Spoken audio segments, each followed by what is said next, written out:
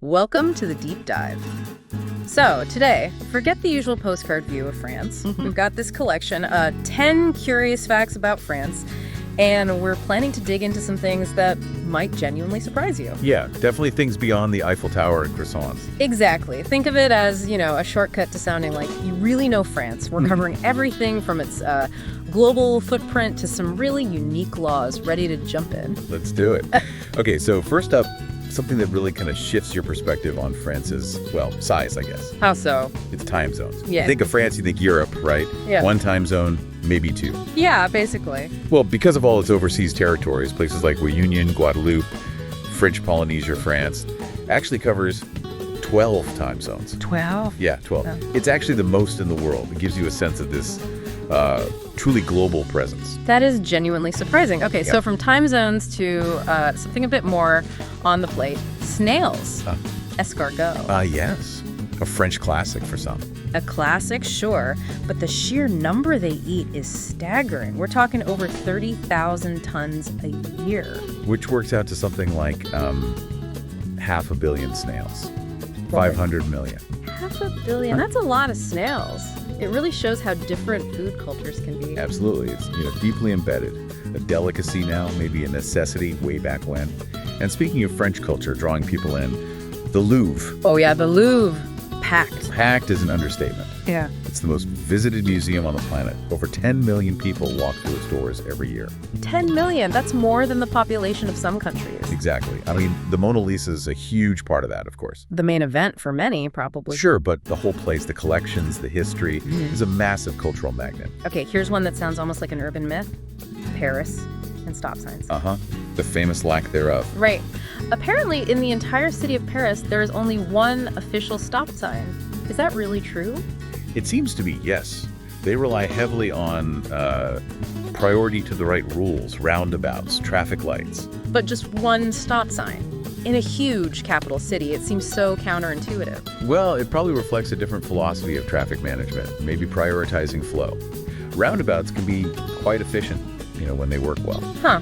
A little detail that says a lot. Yeah. Now, shifting back in time a bit, something about language. The English connection. Yeah, the fact that French was the official language of England for centuries. That's right. For over 300 years, actually, following the Norman conquest in 1066. It lasted well into the 14th century. 300 years. And you can still see the impact today, especially in English legal terms and, cooking terms too. Loads of French words stuck around. Absolutely. Okay, and speaking of things distinctly French, champagne. Right. The bubbly stuff. It's not just any sparkling wine, is it? There's a rule. A very strict rule, yes. Only sparkling wine made in the actual Champagne region of France, using specific methods, can legally be called champagne. So it's all about that origin, that terroir. Exactly. It highlights how important place and tradition are in French culture, especially with food and drink. And France's influence goes beyond luxury goods.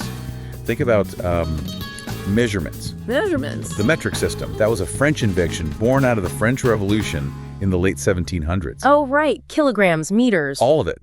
They aimed to create a rational, universal system. And, it pretty much took over the world, didn't it? A huge contribution to science and trade.